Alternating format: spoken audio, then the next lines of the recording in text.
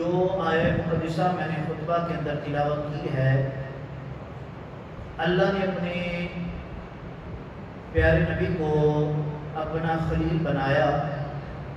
گزشتہ جمعہ مبارک میں نے عرض کیا تھا ایک جملہ، خلیل اسے کہتے ہیں جو کوئی بھی وقت آئے پر اپنے رب کی یاد کو نہ چھوڑے، کوئی بھی لمحہ آئے اپنے رب سے، اپنے دوست سے، اپنے محبوب سے دور نہ ہو، اس سے دل نہ موڑے، منہ نہ موڑے، ہر صورت میں اسے یاد رکھے، خلیل اسے کہتے ہیں۔ اب اسی حوالے سے اسی مضمون کو سامنے رکھتے ہوئے کہ جو وقت بھی آئے وہ بھولے نہ، اس چیز کو ہم نے قرآن سے بیان کرنا ہے۔ تو آئیے اللہ تبارک و تعالیٰ کا قرآن کیا فرماتا ہے۔ اللہ نے قرآن میں ارشاد فرمایا کہ وَإِذِ ابْتَلَىٰ إِبْرَاهِيمَ رَبُّهُ بِكَلِمَاتٍ فَأَتَمَّهُنَّ۔ اللہ تبارک و تعالیٰ نے ارشاد فرمایا قرآن کے اندر کہ ہم نے جناب ابراہیم کو مختلف طرح سے آزمایا، مختلف طریقوں سے، مختلف آزمائشوں سے ہم نے ان کا امتحان لیا، آزمائشیں کی۔ تو پھر فرمایا فَأَتَمَّهُنَّ، پس ہم نے دیکھا کہ جناب ابراہیم یعنی میرا خلیل ہر آزمائش میں بالکل پورے کا پورا اترا۔ یہ جناب خلیل اللہ کا مقام ہے، شان ہے کہ میرا اللہ کہہ رہا ہے فَأَتَمَّهُنَّ۔ آج باپ اپنے بیٹے کو کہہ سکتا ہے میرا بیٹا بڑا اچھا ہے، آج استاد اپنے شاگرد کے بارے میں کہہ سکتا ہے میرا شاگرد بہت اچھا ہے، بہت لائق ہے، بڑا پڑھا لکھا ہے، بڑا کامیاب ہے۔ قربان جاؤں وقت کا وزیر اعلیٰ، وزیر اعظم کہہ دے کسی کے بارے میں تو بندہ کھولے نہیں سماتا۔ مجھے بتائیں جناب خلیل اللہ کا مقام کیا ہے جن کے بارے اللہ کہہ رہا ہے فَأَتَمَّهُنَّ۔ میرا خلیل وہ ایسا نبی ہے جس موقع پہ میں نے آزمایا ہے، میرا خلیل ہر موقع پہ پورا پایا گیا ہے، ہر آزمائش میں پورا اترے ہیں۔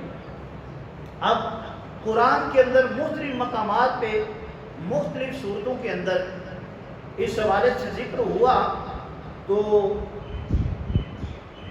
امام ابن کثیر نے اور علامہ قرطبی نے اس حوالے سے چند ایسی آزمائشوں کا ذکر کیا ہے۔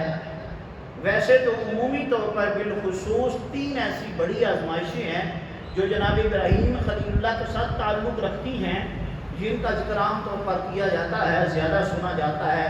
ایک نار نمرود والا اور ہجرت والا، آپ کا ہجرت کر کے جانا عراق سے شام کی جانب، اور اسی طرح تیسری اور آخری بڑی آزمائش کہ جناب اسماعیل علیہ السلام کو اتنی دعاؤں کے بعد ملنے والے بیٹے کو اللہ کی راہ میں قربان کرنا۔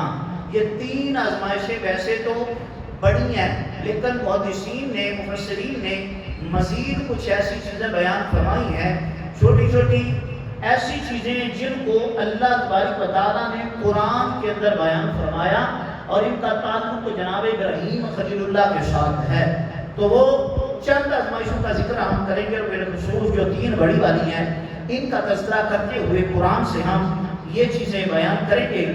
میرے نبی کے غلاموں، اللہ کہتا ہے، اللہ فرما رہا ہے میں نے ابراہیم کو بہت زیادہ آزمایا، فَأَتَمَّهُنَّ، پس میں نے اپنے خلیل کو ہر جگہ، ہر آزمائش میں، ہر امتحان میں، ہر موقع پہ صبر کرتے ہوئے اور اس آزمائش میں پورا اترتے ہوئے پایا ہے۔ تو پہلی آزمائش جو نار نمرود کے حوالے سے تھی، اور اس میں علماء نے مزید بیان فرمایا ہے کہ نار نمرود سے پہلے ابراہیم خلیل اللہ آپ بچپن سے ہی حق پرست تھے، بچپن سے ہی اللہ تبارک و تعالیٰ کی توحید کا آپ نے اعلان کیا، لوگوں کو اس بات کے حوالے سے بتایا، سمجھایا، دعوت و تبلیغ کی۔ قرآن نے اس چیز کو بیان فرمایا کہ میرا خلیل، اللہ کہتا ہے میرا خلیل بچپن سے ہی رشد و ہدایت والا تھا۔ آئیے رب کا قرآن دیکھتے ہیں، سورہ انبیاء ہے، 21 نمبر سورت ہے قرآن کی، 51 نمبر آیت ہے۔ اللہ قرآن میں کیا فرماتا ہے؟ وَلَقَدْ آتَيْنَا إِبْرَاهِيمَ رُشْدَهُ مِنْ قَبْلُ وَكُنَّا بِهِ عَالِمِينَ۔ فرمایا ابراہیم میرا ایسا خلیل ہے کہ جس کو ہم نے بچپن سے ہی صحیح پایا ہے۔ ساتھی سی بات یہ، میرا خلیل ایسا ہے جو بچپن سے ہی ہدایت والا تھا، رشد والا تھا، جو بچپن سے ہی موحد تھا، توحید والا تھا۔ اب اس کو ذرا سیرت نگاروں کی روایات کے مطابق دیکھیں تو پچھلے جمعہ پہ جیسے عرض کیا کہ جناب ابراہیم کا بھی عمر کا عرصہ جو ہے وہ 13 سالہ ہے۔ ماں واپس آئی ہے جو علاقے سے باہر غار میں تھے، تو اب ماں کے اپنے بیٹے کے پاس پہنچی تو حضرت جناب ابراہیم نے پوچھا، یہ ماں تیرا خدا، میرا خدا کون ہے، میرا پالنے والا کون ہے؟ کہا میں تجھے پالتی ہوں۔ کہا آپ کا پالنے والا کون ہے، رب کون ہے؟ کہا تیرا باپ، کہا اس کا پالنے والا کون ہے؟ تو پھر آپ خاموش ہو گئی، جواب نہ بن سکا۔ اور پھر جناب ابراہیم جیسے غار سے باہر نکلے تو دیکھا لوگ ستاروں کو پوج رہے ہیں۔ آپ نے پھر اس وقت لوگوں سے کہا کہ اللہ ایک ہے، وحدہ لا شریک ہے، اور یہ آپ نے دین کی اور دین اسلام کی اور اس وقت اللہ کی توحید کا جو اعلان کیا تھا، حقیقت میں دین حق کا جو اعلان کیا تھا یہ وہی تھا جو رب نے قرآن میں فرمایا ہے کہ ہم نے ابراہیم کو رشد اور ہدایت عطا فرمائی تھی، اور وہ بچپن سے ہی رشد والے تھے۔ تو گرامی قدر حضرات، جناب ابراہیم نے اس وقت یہ آزمائش دیکھی کہ اپنی ماں سے یہ تکرار ہوئی، اپنی ماں سے یہ ڈسکشن ہوئی، اپنے اس باپ سے مکالمہ ہوا، یعنی باپ سے مراد آذر یعنی چچا، اپنے چچا سے یہ بات ہوئی کہ جب چچا نے کہا آؤ ابراہیم بت بیچنے چلتے ہیں، اپنے ہاتھوں سے بنائے ہوئے خداؤں کو بازار میں بیچنے چلتے ہیں، تو آپ نے کہا کیا میرے چچا یہ ان خداؤں کو میں ماننے والا نہیں ہوں۔ پھر روایات کے اندر آتا ہے کہ آپ نے کہا آپ راضی ہو گئے ایک بات پر، دل میں بات کیا تھی؟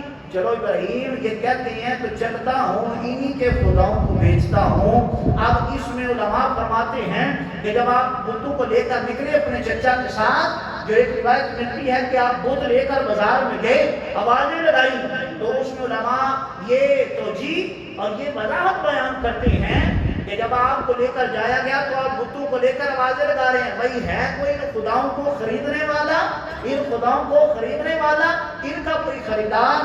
اب یہاں پر مستشرقین نے، لبرلزم نے یہ اعتراض کیا جناب ابراہیم پر، جو مغرب کے پڑھے لکھے لوگ ہیں انہوں نے اعتراض کیا کہ یہ اللہ کے کیسے نبی ہیں کہ یہ ان بتوں کو لے کر ان کی بولی لگا رہے ہیں، خود ان بتوں کو بیچ رہے ہیں۔ علماء نے اس کا جواب دیا کہ ابراہیم علیہ السلام تو شروع سے موحد اور توحید پرست تھے، توحید کا اعلان کرنے والے تھے، وہ تو زمانے والوں کو بازار میں اپنے ہاتھوں سے بنائے ہوئے بتوں کو بیچ کر بتا رہے تھے ارے وہ خدا لے لو، ارے وہ بت لے لو جن کو تم خدا سمجھتے ہو، یعنی وہ ان خداؤں کو بیچ رہے تھے اور زمانے والوں کو بتا رہے تھے جن خداؤں کی تم پوجا کرتے ہو یہ تو بازاروں میں بک جایا کرتے ہیں، یہ تو بازاروں میں بک جایا کرتے ہیں، یعنی ان کی تحقیر کے لیے، ان کی تذلیل کے لیے۔ علماء فرماتے ہیں جناب ابراہیم توحید کا اعلان کرتے ہوئے اور ان برے خداؤں اور ان بتوں اور ان جھوٹے خداؤں کی تحقیر، ان کی حقارت، ان کی تذلیل، ان کو رسوا کرنے کے لیے بازار میں نکلے، لوگوں کو پتہ چلے کہ خدا بھی بازار میں بکتے ہیں، تو یہ اصل خدا جو حقیقی خدا ہے وہ بیچا نہیں جا سکتا، خریدا نہیں جا سکتا، بلکہ یہ جھوٹے خدا ہیں جو بازاروں میں بکتے ہیں۔ تو یہ تھی توحید جو بچپن سے آپ لے کر چلے، جن کے بارے میں اللہ کا قرآن بولا کہ وَلَقَدْ آتَيْنَا إِبْرَاهِيمَ رُشْدَهُ مِنْ قَبْلُ وَكُنَّا بِهِ عَالِمِينَ۔ ابراہیم علیہ السلام تو وہ تھے جن کو ہم نے بچپن سے سمجھ اور اچھی فہم و فراست عطا فرمائی تھی۔ اب جناب ابراہیم علیہ السلام یہاں سے چلے، پھر ایک وقت آیا کہ آپ نمرود کے سامنے پہنچے۔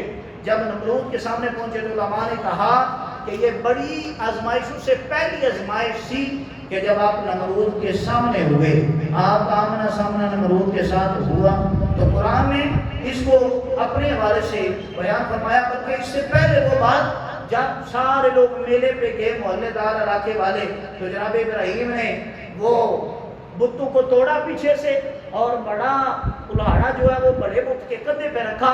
جب لوگوں نے آ کر پوچھا تو انہوں نے کہا, قرآن نے سورہ انبیاء کے اندر بیان کیا, آیت نمبر ہے 59 سورہ انبیاء کی.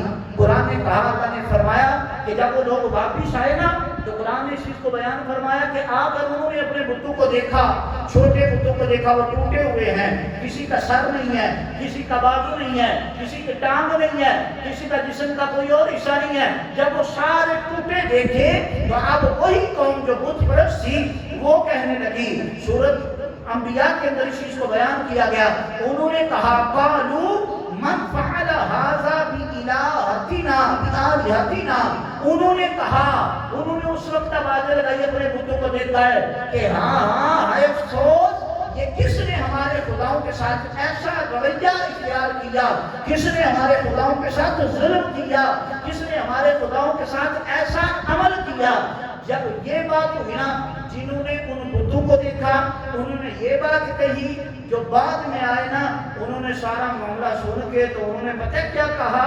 اب سورہ انبیاء کی اگلی آیت کے اندر 60 نمبر آیت کے اندر قرآن نے فرمایا, جب بعد میں آنے والوں نے پہلے لوگوں کی اس بات کو سنا, بابیلے کو سنا, شور کو سنا, تو انہوں نے کہا سمعنا فتى يذكرهم يقال له ابراہیم. ان لوگوں نے بعد میں آنے والوں نے کہا کہ ہاں ہم نے ایک نوجوان کے بارے میں سنا تھا جو ہمارے ان خداؤں کو برا کہتا تھا, یقال له ابراہیم, اور اس جوان کا نام ابراہیم ہے. اللہ کا قرآن کہتا ہے جناب ابراہیم کو ہم نے بچپن سے توحید والا بنایا تھا, بچپن سے ہی توحید والا. کیا اپنے بتوں کو توڑا اور کہنے والوں نے کہا کہ یہ تو ہم نے سنا ہے کہ ایک جوان ہے جو ان بتوں کو ہمارے خداؤں کو برا کہتا ہے, یقال له ابراہیم, اور اس کا نام ابراہیم ہے. جناب ابراہیم نے جب یہ سنا ان لوگوں کے بحث مباحثہ ہوا, انہوں نے کہا ہمارے بتوں کو تو نے خداؤں کو توڑا ہے. آپ نے جواب میں کہا کہ یہ آپ کے بڑے بت نے توڑا ہے, یہ بڑے خدا نے توڑا ہے.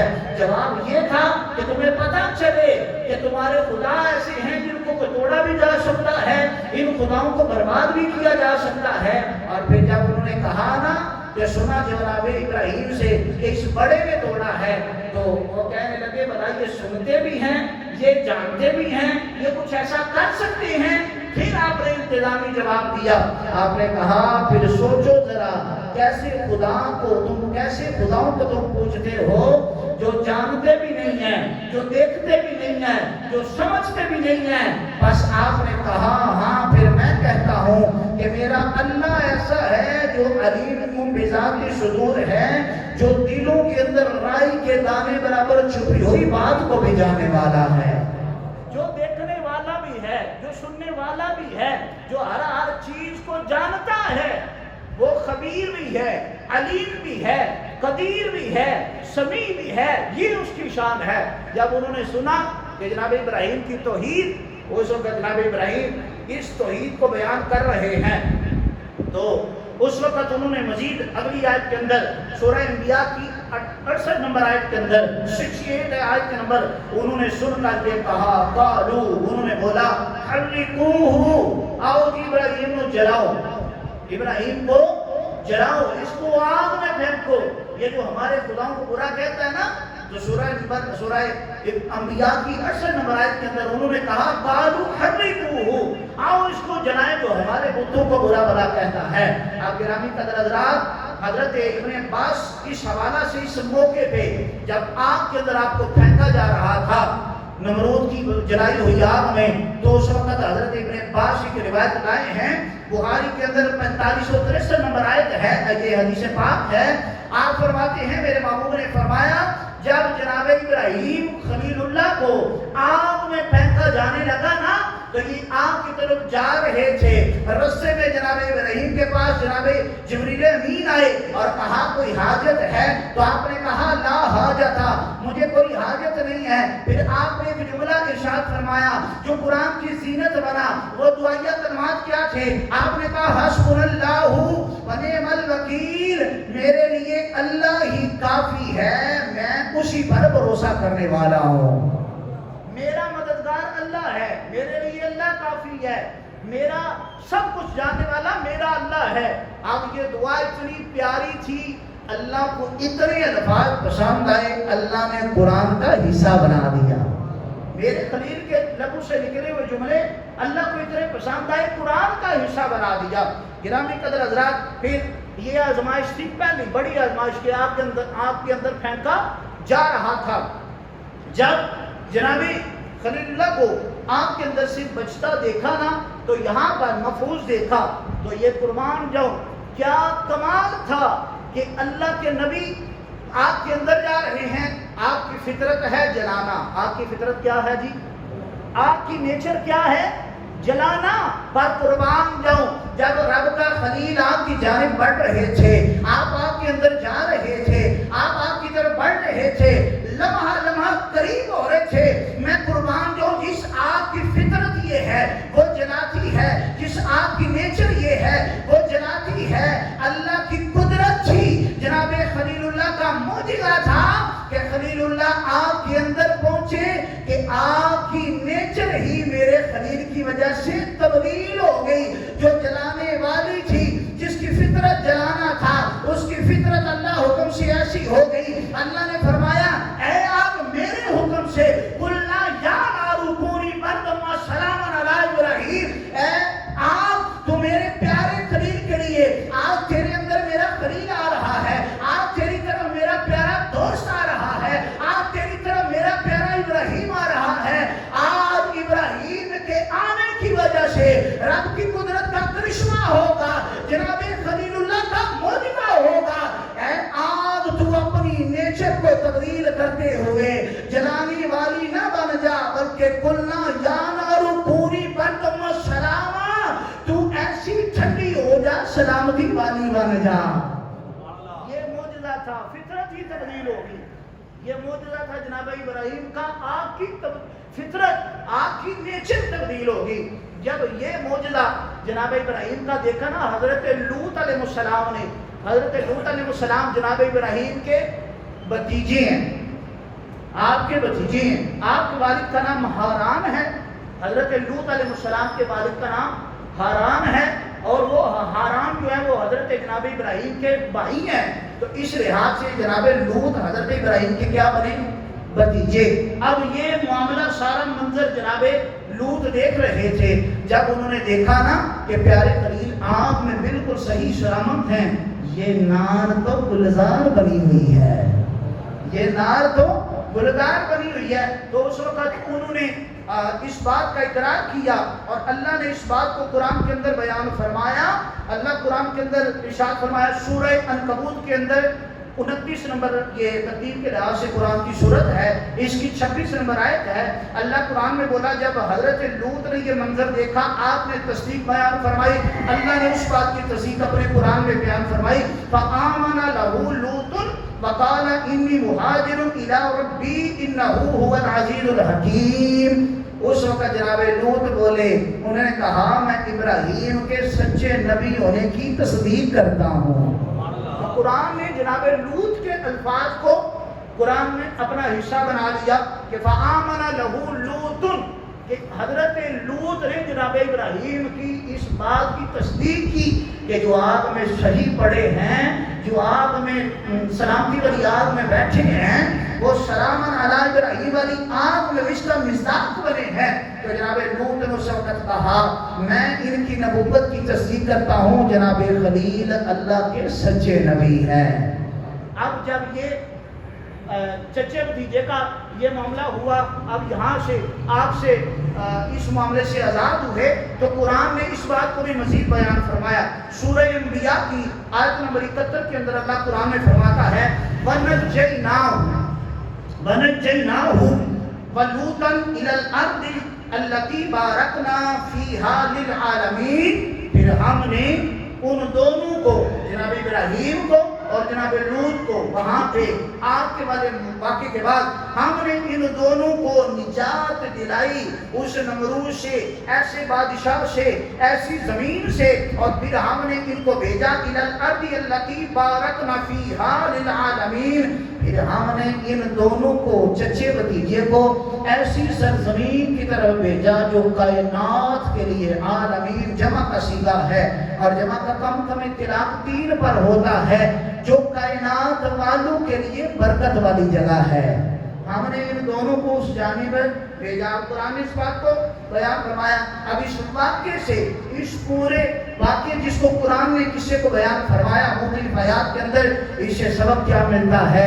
جناب ابراہیم خلیل اللہ کے اس سارے منظر کو دیکھ کر قرآن نے ہمیں پیغام دیا، لوگوں اگر سامنے مشکل بڑی سے بڑی آ جائے حق نہیں چھوڑنا، اگر سامنے وقت کا بادشاہ آ جائے حق نہیں چھوڑنا، اگر تیری جان جاتی ہے چلی جائے پر حق نہیں چھوڑنا، اگر تجھے اولاد قربان کرنی پڑے تو سامنے حق کی بات کرنے سے باز نہیں رہنا، اور اگر تجھے وطن بھی چھوڑنا پڑ جائے تو اپنے وطن کو چھوڑ دینا پر حق سے پیچھے ہٹنا نہیں۔ اور پھر خدا نے کہا کہ اگر تجھے جناب ابراہیم کی طرح اگر آگ میں بھی کودنا پڑ جائے تو آگ میں کود جانا، پر حق کا دامن ہاتھ سے چھوڑنا، حق کا دامن ہاتھ سے چھوڑنا۔ جب یہ بات ہوئی، اب اس کا یہ دیکھیے، اس پورے منظر کو دیکھیے ذرا، تو قرآن نے کیسا خلاصہ بیان کیا۔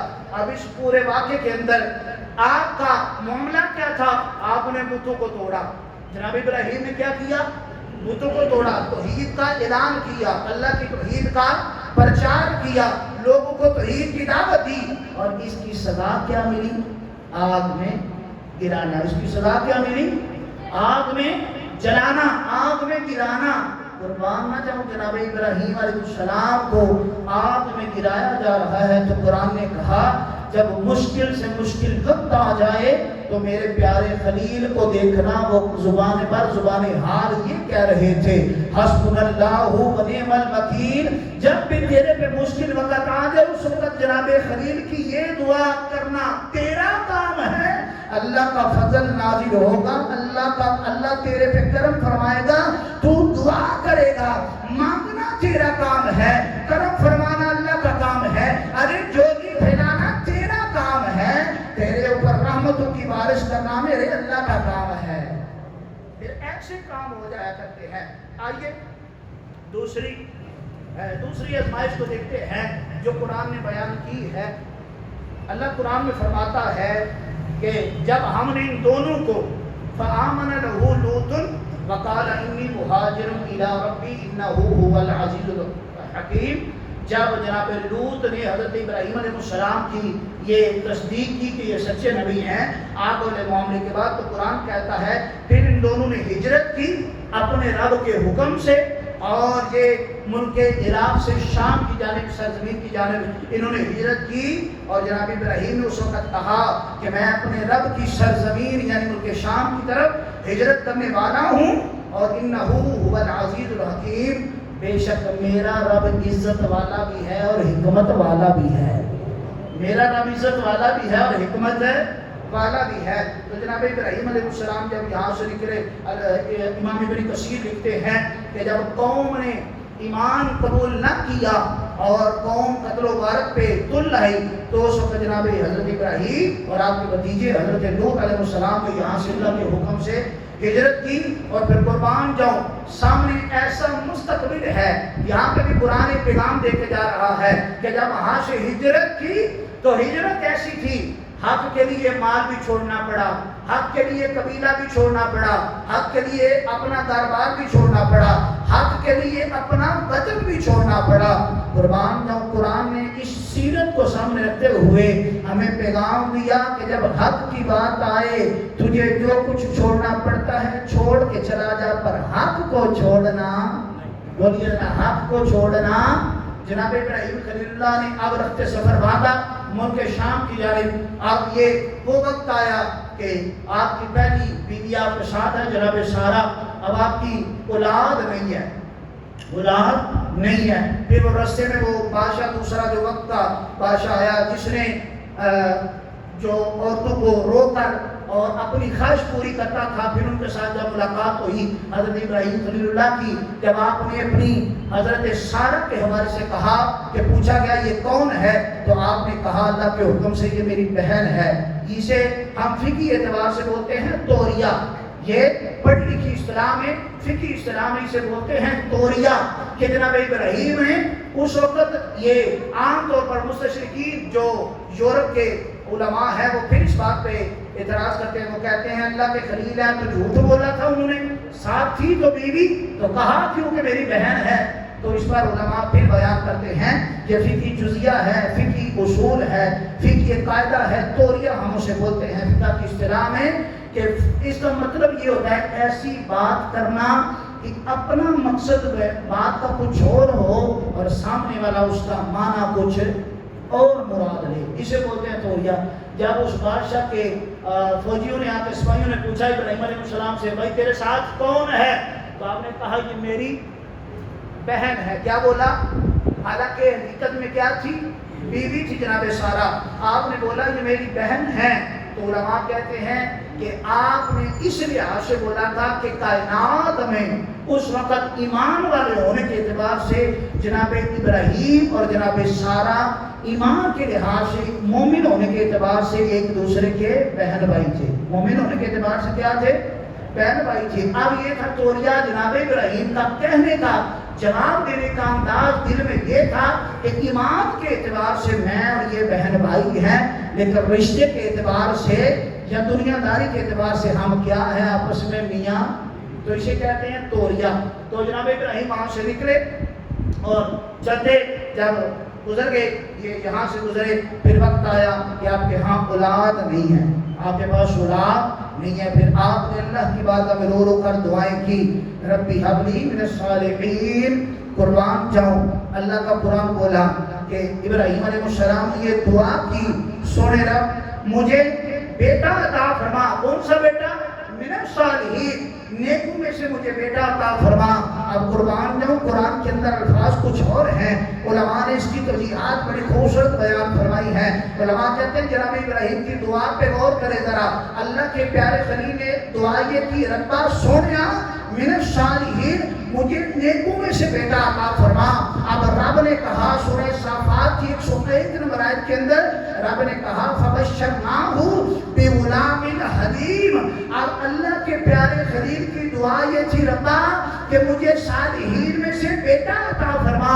رب نے کہا پیارے خلیل ہاں ہاں تیری دعا قبول ہوگی، تو نے بیٹا صالح مانگا ہے، پر میں اس دعا کے اندر تھوڑی سی ترمیم کرتے ہوئے ایک سچ کرم کا معاملہ یہ کر رہا ہوں کہ فبشرناہ بغلام حلیم، ہم تجھے بیٹا ایسا عطا فرمائیں گے جو علم والا ہوگا. حضرت ابراہیم نے صالح بیٹا مانگا، اللہ نے حلیم بیٹا عطا فرمایا. علماء کہتے ہیں اللہ نے فرمایا پیارے خلیل تیری دعا تھی نیک بیٹا ملے، ہم تجھے حلیم بیٹا عطا فرما رہے ہیں. اس میں علماء بیان فرماتے ہیں اللہ نے فرمایا پیارے خلیل تو نے مانگا صالح بیٹا تھا، یہ تیری تمنا تھی، ہم نے حلیم عطا کیا، یہ ہماری خواہش تھی. جا تجھے ایسا بیٹا دیں گے کہ جب تو کہے گا بیٹا کہ انی ارا فی المنام، کہ میں نے تجھے خواب میں دیکھا ہے، میں تجھے ذبح کر رہا ہوں. اے پیارے اسماعیل تیری خواہش کیا ہے، تیری سوچ کیا ہے، تیرا کہنا کیا ہے؟ اے پیارے خلیل آج ایسا بیٹا عطا کریں گے، ہم خوشخبری دے رہے ہیں. تو نے صرف نیک بیٹا مانگا تھا، ہم ایسا صبر والا بیٹا دیں گے جو تیری بارگاہ میں لیٹا ہوگا، اوپر تیری چھری ہوگی، نیچے اسماعیل ہوگا، پر زبان سے ایک جملہ بھی نہیں نکلے گا. وہ بیٹا بھی صبر والا ہوگا اور تو بھی صبر والا پایا جائے گا. ہم تجھے نیک ہونے کے ساتھ ساتھ علم والا بیٹا عطا کریں گے. یہ دوسری آزمائش، اس کو مزید انشاءاللہ آئندہ جمعہ مبارک کے انشاءاللہ ہم بیان کریں گے. یہ قرآن کے اندر سے جو چیزیں میں نے عرض کی ہیں اللہ تبارک و تعالیٰ سن سنا کے عمل پیرا ہونے کی ہمت توفیق عطا فرمائے. باقی